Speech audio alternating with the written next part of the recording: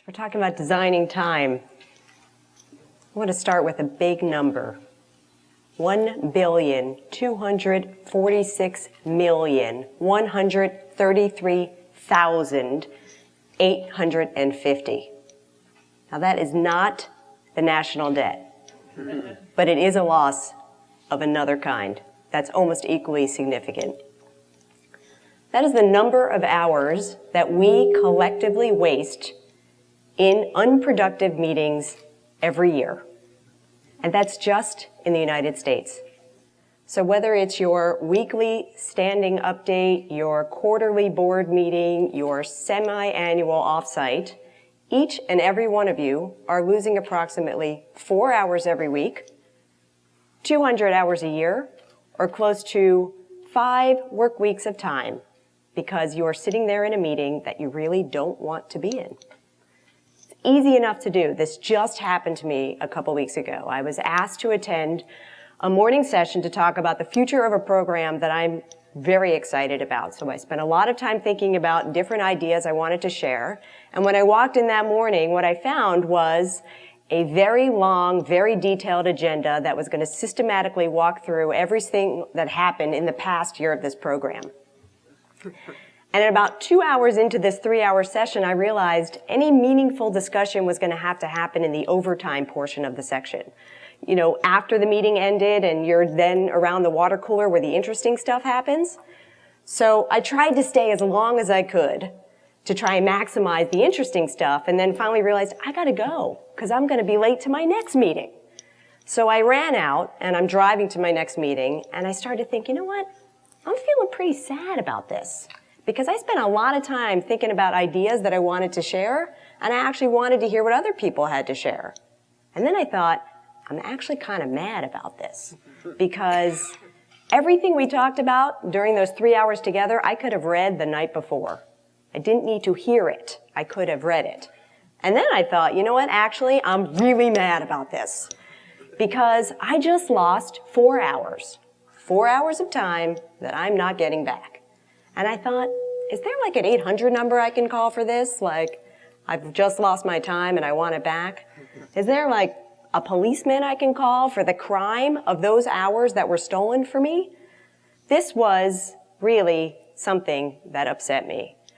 And I've been to that show. I've seen that movie several times. In fact, I've given it a name. That's called the Muscle Man Meeting, where you try and cram as many pieces of content in a single allotment of time, and you try to strong arm your way through it, which is very similar to a different kind of meeting called the military meeting, where they just run the meeting by the agenda and the time that they scheduled, regardless if you got anything out of it at all.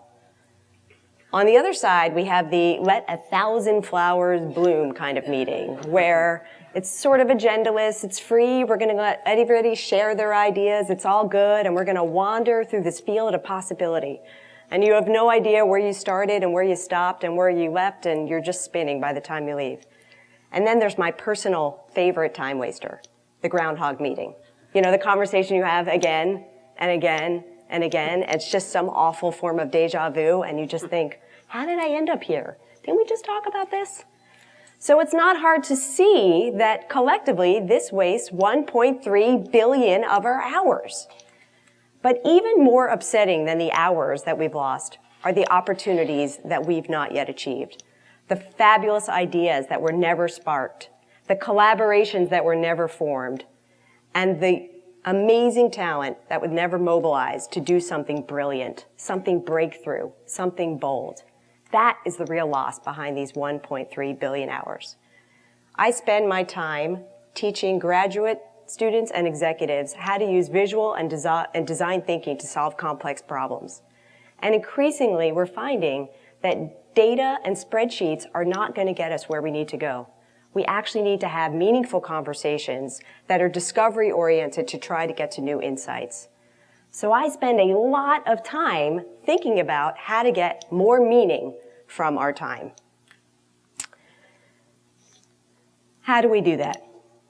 I think one of the secret comes from one of my early design inspirations, Don Norman. He wrote a book 25 years ago called The Design of Everyday Things. This was a watershed book in the design movement. And what he said quite clearly is that design is not making things look beautiful or aesthetically pleasing. Design is all about usability. Can we actually use the product that we spent good money to do?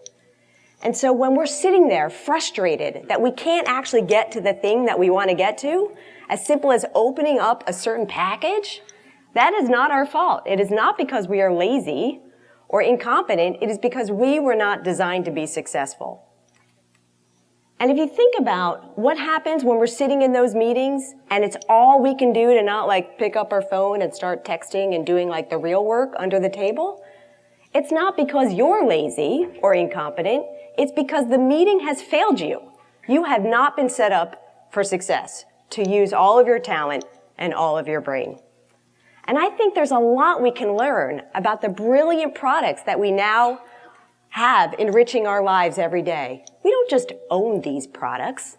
We love these products. We evangelize these products. Can you imagine coming out of your next meeting being an evangelist for where you just spend your time? You are not going to believe this meeting I just went to. It was amazing. I think that's possible. But we just need to think differently about how we design that time. It's really not about meeting management. That is the wrong frame. It's really about designing meaningful conversations. And I think each and every one of us here has the toolkit to do it. We just need to think differently about how we apply them. You don't need to be a designer to design meaningful conversations. I'm going to share with you 2 big secrets that's going to help you start doing this better, starting on Monday. The first thing you need to know is that designers understand that their job is to make your job possible, is to provide functional utility. They're not designing for them, they're designing for you. And if you think about the functional utility that we need to get out of conversations, it starts with a core purpose. I have studied hundreds of conversations, and I can tell you that most of them don't have a core purpose, and that the job that conversations need to do has changed.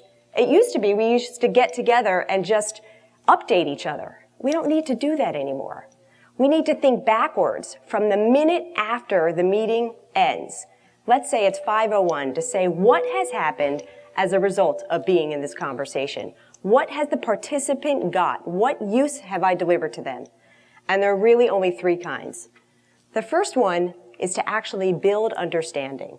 I'm walking around with information, you have information, and you have information. But we all have different information. And until we figure out how to share that information and build a common understanding, that's when we really start to have clarity on what it is that we're trying to solve. And once we have that clarity, we can then start to look at potential options. We can look at shaping choices, concrete, discrete possibilities that we can go and analyze and test. And third, and only after we've done the first 2, are we ready to make decisions. But the problem is we have been told that the goal of every meeting is to get to next steps. Let's get the decision. So we rush through the first 2 to get to the end. And we basically try and find our way as quickly as we can to a decision. But if we don't take time to do the first 2, to find the purpose of building understanding and shaping choices, we end up in a groundhog situation where we've all agreed, but we don't really know what we agreed to. So we have to go back and talk about what we agreed to. And then we have to talk about what we're actually thinking about what we agreed to. Each one of these requires a different design. And if somebody says we're going to do all 3 in one, just say no. I just saved you 4 hours of time right there. The next thing that designers understand is that it's actually not only about the utility of something, it's also about the emotional connection. The utility involved is the feelings we have when we're in that conversation. And we spend most of our time thinking about, when we're designing a meeting, how do we get the feelings out?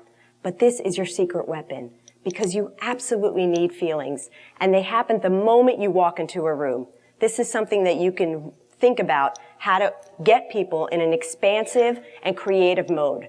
Because most of the times we invite people to come to a meeting and we find the only conference room that's available, and we have no idea that when somebody walks into a room that looks like this, what their brain is really feeling is this. They're experiencing nothing but constraints. And then somebody says, we're going to be creative today. Let's do it. And you're thinking, I'm going to get that cookie and get out of here because I don't want to be there and there's no way I'm able to be creative. So we need to think differently about the kinds of materials and environments we create to allow people to do their best thinking. We need to give them mechanisms to capture their ideas and share it with others, visibly, immediately, and not just let all that waste go through us. Beyond that first impression, great designers understand that emotion happens over time. They use things like journey maps to proactively say what happens as people continue to use the products that I've developed for them. And they can do that, and they can actually think about it as a beginning, middle, and end, making very sure that when they finish using that product, they're much happier when they start, and so they come back for more. But if you think about the emotion utility around most meetings, it sort of looks like this. It's intentionally boxed out of the room. And so what happens is our meetings are literally lifeless. There is nothing of interest there. But you know what? If you don't design emotion into your meeting, it's going to design you. And you're going to have people leaving your meetings feeling sad and mad and very mad. And then when they come back, they're just a little bit skeptical of what you have to do for them. And this starts a cycle of where all of that lost hope and opportunity goes. If you proactively think about how to actually build emotion into your conversation about where the high points are, where people are excited, and where the low points are, and where they're nervous and feeling vulnerable about the uncertainties involved, this is where the real insight comes in. This is where the meaning comes in. This is where the possibility comes in. This is where you get breakthrough ideas.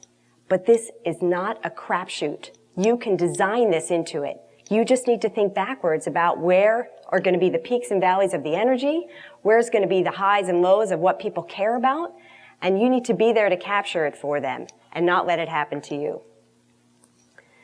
In a world where we're facing increasingly complex problems, like the environment and education, core issues of safety, and increasing natural disasters, I believe that designing strategic conversations is our most important leadership skill. We cannot afford to let those 1.3 billion hours get away from us. And we definitely cannot afford to have the hope lost from all of the brilliant minds that want so badly to help solve these problems. I believe our challenges deserve better use of our time.